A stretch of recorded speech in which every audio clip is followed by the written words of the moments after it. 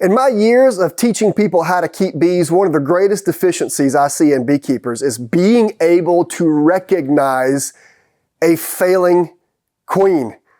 So I want to use this video to demystify this process because I believe a very important management strategy to keep colonies healthy and productive is to ensure you've got a well-mated, properly producing, good queen in that nest. And we as beekeepers tend to take that stance that if we see any queen at all, we're going to leave her. Even if she's laying one egg a month, we're going to leave her in there because we're so happy that they're queen right and we don't want to introduce a problem.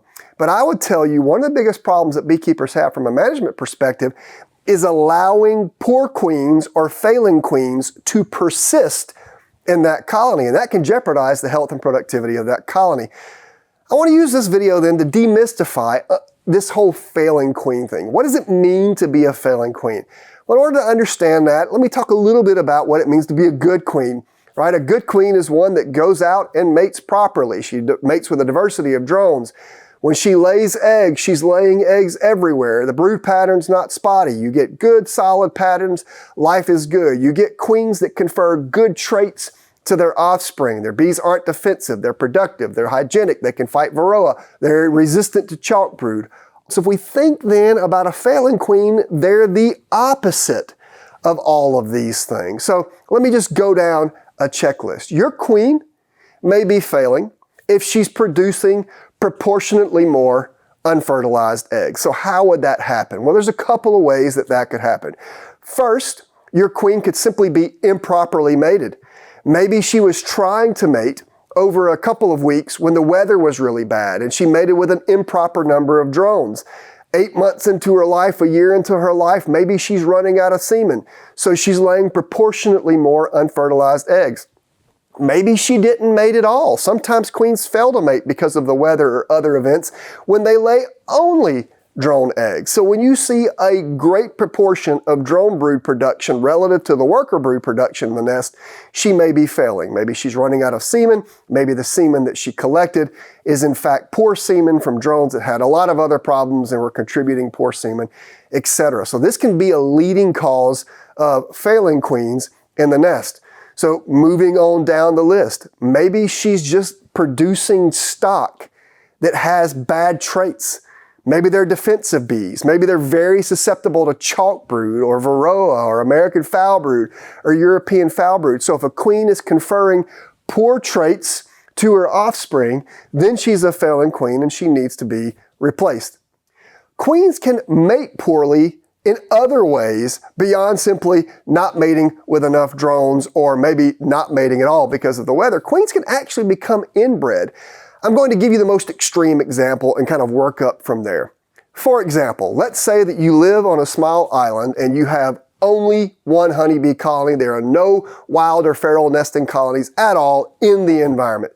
Well, in this case, if your colony tries to requeen itself, the queen that comes out, the queen that is born, that's going to replace the mother, she only has available for her drones from the same hive in which she was born. Those drones would be her brothers. So if a queen mates exclusively with her brothers, she is producing inbred eggs. Worker bees can detect inbred eggs and they will abort those eggs. So as inbreeding increases, so does a spotty brood pattern. You get a spottier and spottier brood pattern because worker bees are taking out those eggs nearly as fast as the queen is laying them. So inbreeding can be a significant problem. Now let's expand to that a little bit and see how that might actually happen in your apiary. Well, if you've only got 3 colonies and you don't live close to any other beekeepers and one colony is so amazing this year that you use eggs and young larvae from it to requeen the other 2 colonies that year, now you've got 3 very related colonies and you can see how this can trickle down. So maybe she's inbred and you can often see that from a very spotty brood pattern.